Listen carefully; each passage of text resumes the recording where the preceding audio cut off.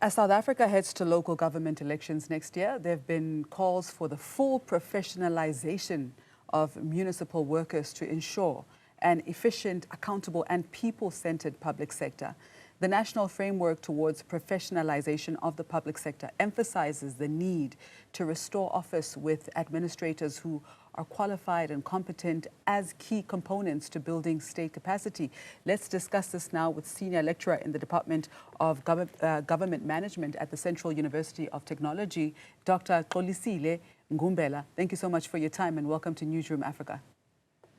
Good morning, Mr. Chaba. Thank you for having me, to your viewers at home as well. Now, Doctor, your recent presentation looked at municipal professionalization in South Africa. So to start, what does professionalization in local government actually mean beyond simply having a government job?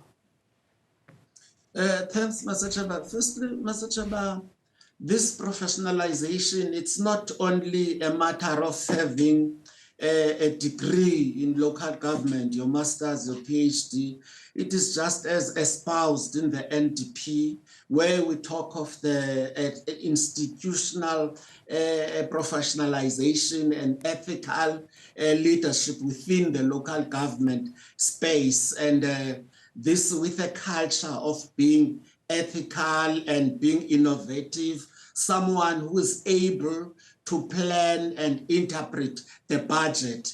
And as you can see your last story, as you can hear your last story, that people were harshly moved without being communicated to, without being explained what is going to happen. And we'll find out municipal officials are not taking care of their jobs, just basic service delivery, skill and acumen, so that they are able to provide services as espoused by Chapter 10 of the South African Constitution. So, Doctor, why is municipal professionalization so critical in South Africa's current governance and service delivery context?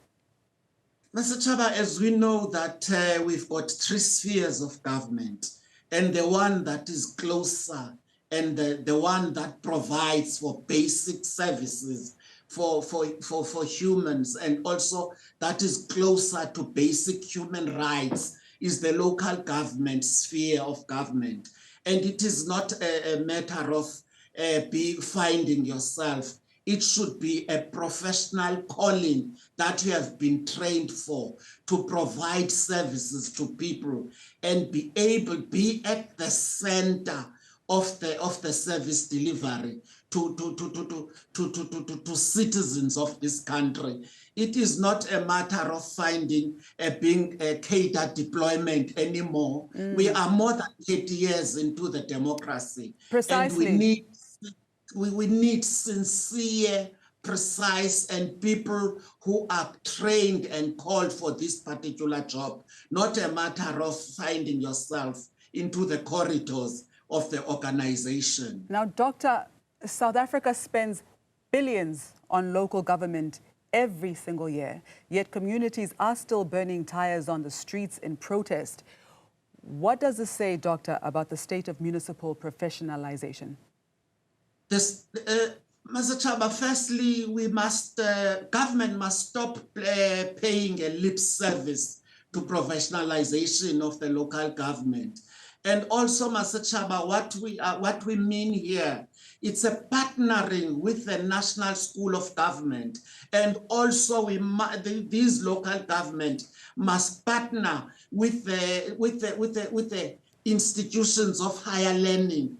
And also SALGA must come and play their part. And also there are civil society organizations that are willing to contribute and train. And these kinds of training, Mr. Chaba, it shouldn't be an event. It should be a continuous professional development that is empowering and capacitating ethically this kind of cadres who are capable of providing these basic services.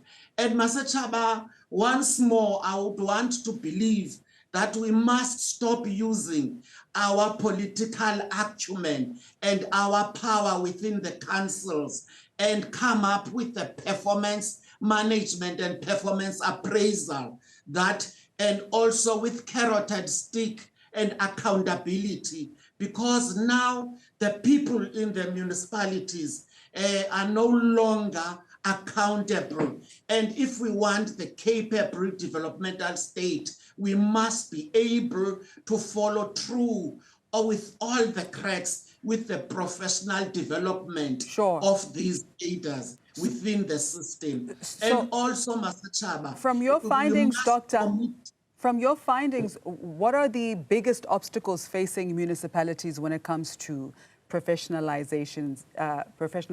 Is it political interference, or is it skills shortages, corruption? Is it weak institutional frameworks? It's a bit of both, Master Chaba, especially the political interference. It's very much so, and it's dominating the municipalities. It's no longer a matter of the skill set and also the skills shortage, especially within the finance domain. Even the recruitment is just a waste of time. And we need to include the Public Service Commission so that we are able to recruit and attract the skilled personnel within the municipal setting. Now, let me jump in there. Professor, your research shows that Majabeng faces a 47% staff vacancy rate. How does this level of understaffing impact service delivery to residents?